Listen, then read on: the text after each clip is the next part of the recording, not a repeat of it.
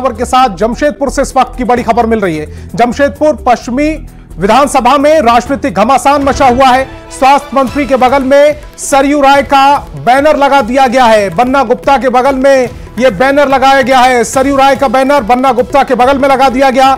जमशेदपुर पश्चिम से बन्ना गुप्ता के खिलाफ चुनाव लड़ सकते हैं सरयू राय। सरयू राय के चुनाव लड़ने की चर्चाएं अब तेज हैं। इस वक्त की बहुत बड़ी खबर आपको बता रहे हैं। जमशेदपुर से इस वक्त की बड़ी खबर, जमशेदपुर पश्चिम विधानसभा में राजनीतिक घमासान तेज हो गया है। दोनों पोस्टर इस समय आप देख सकते हैं। बन्ना गुप्ता और सरयू राय का जो बैनर पोस्टर है वो अगल बगल लगे हुए हैं। स्वास्थ्य मंत्री के बगल में सरयू राय का बैनर लगा दिया गया है। बन्ना गुप्ता के बगल में सरयू राय इन तस्वीरों में नजर आ रहे हैं। जमशेदपुर पश्चिम से बन्ना गुप्ता के खिलाफ चुनाव लड़ सकते हैं सरयू राय। सरयू राय के चुनाव लड़ने की चर्चाएं तेज हो गई हैं।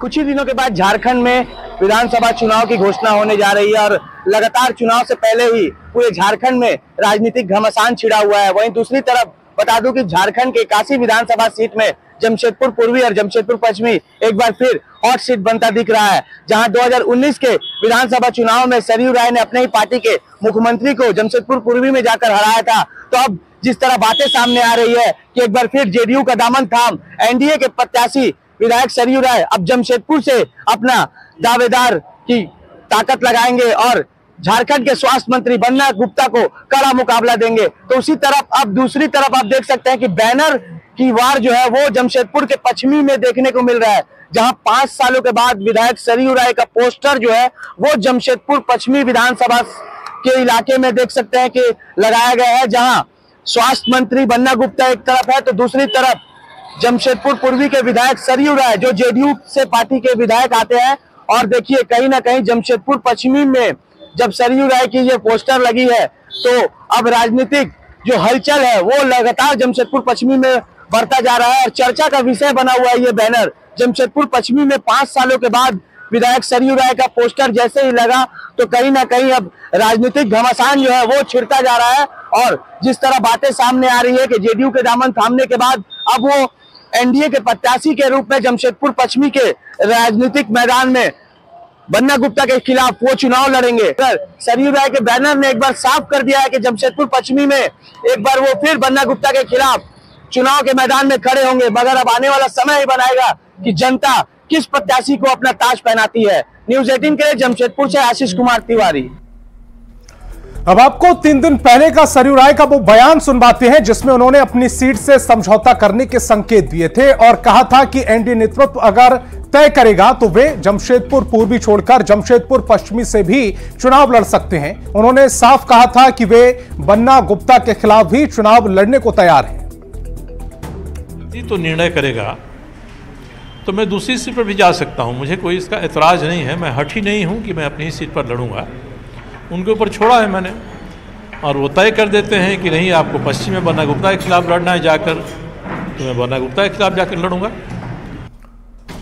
और रांची से बड़ी खबर मिल रही है। प्रदेश बीजेपी अध्यक्ष बाबूलाल मरांडी को कल्पना सोरेन ने जवाब दिया है। बंटी बबली सरकार बताने पर पलटवार किया। सोशल मीडिया एक्स पर पोस्ट कर यह पलटवार किया गया। मुझे राजनीति में नहीं आना था, आप लोगों की तानाशाही के कारण राजनीति में आई। एक तरफ देश नारी शक्ति की पूजा कर रहा है, दूसरी ओर आप लोग नारी को अपमानित कर रहे हैं।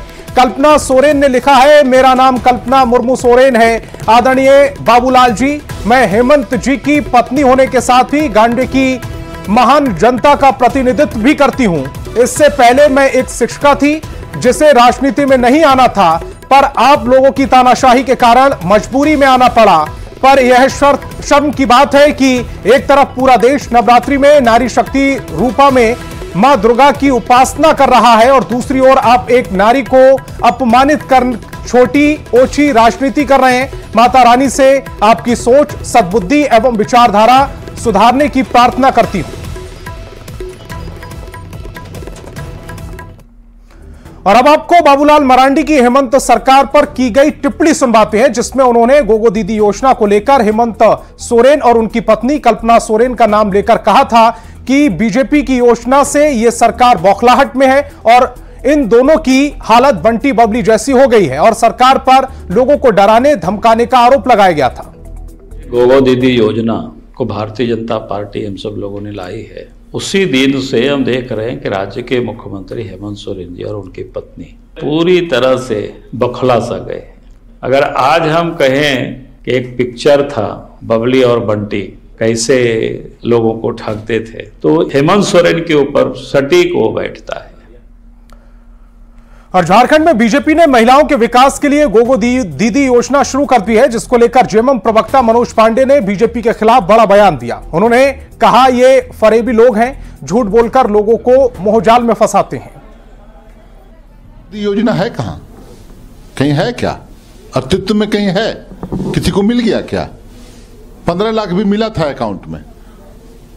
अरे ये फरेबी लोग हैं, फरेब करते हैं, झूठ बोलते हैं, अपने मोह जाल में फंसाते हैं लोगों को।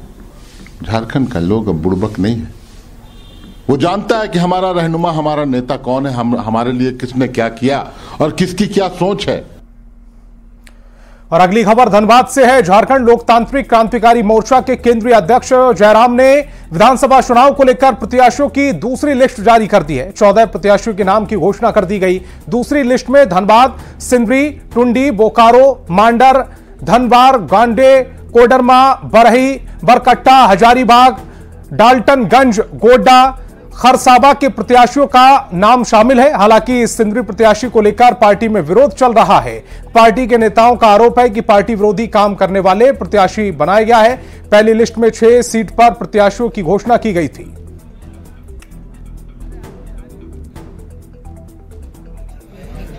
कोडरमा से मनोज कुमार यादव, बरही से कृष्णा यादव, बरकट्टा से महेंद्र प्रसाद मंडल, हजारीबाग सदर से उदय मेहता, डाल्टनगंज से अनिकेत मेहता, गोड्डा से परिमल ठाकुर, गांडे से अकील अख्तर उर्फ रिजवान, धनबाद से सपन कुमार मोदक, खरसवा से पांडुराम हाइब्रू, सिंदरी से उषा देवी, बोकारो से सरोज कुमारी।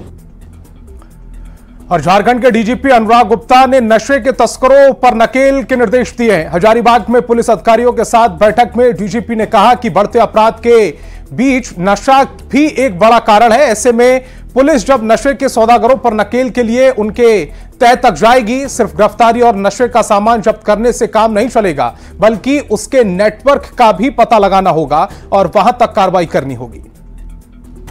अफीम की खेती नहीं होनी चाहिए, ब्राउन शुगर की सेल नहीं होनी चाहिए, जो लोग कर रहे हैं वो जेल में होने चाहिए, और इसकी इन्वेस्टिगेशन में फॉरवर्ड और बैकवर्ड लिंकेज होनी चाहिए। हमको एक छोटा व्यक्ति जो 2 पुड़िया ब्राउन शुगर बेच रहा है उसको अगर हम पकड़ते हैं तो फिर हम अपने मुकाम में सफल नहीं होंगे। हमें पता लगाना है कि ये 2 पुड़िया कहां से आ रही है, उसको पकड़ना है, और वो कहां से ला रहा है उसको पकड़ना है। और ये काम हमें अब तक ठीक से नहीं हो पाया है। और आज मेरा चतरा और हजारीबाग आने का यही उद्देश्य था, केवल 2 पुड़िया बेचने वाले को मत पकड़ो, उसके पीछे जो आका बैठा हुआ, हो सकता है वो बिहार में, हो सकता है वो यूपी में, हो सकता है वो कहीं बाहर बैठा, उसको पकड़ो। और खबर रांची से है। पुलिस ने हार्डकोर अपराधी राजीव रंजन सिंह को एक देसी पिस्टल के साथ गिरफ्तार कर लिया। राजीव रंजन सिंह पर 51 से अधिक मामले दर्ज हैं। इस पर हत्या, लूट और डकैती के आरोप हैं। काफी लंबे समय से पुलिस इसकी तलाश कर रही थी। यह रांची के लालपुर इलाके में किसी बड़ी वारदात को अंजाम देने की फिराक में था, तभी पुलिस ने उसे धर दबोचा।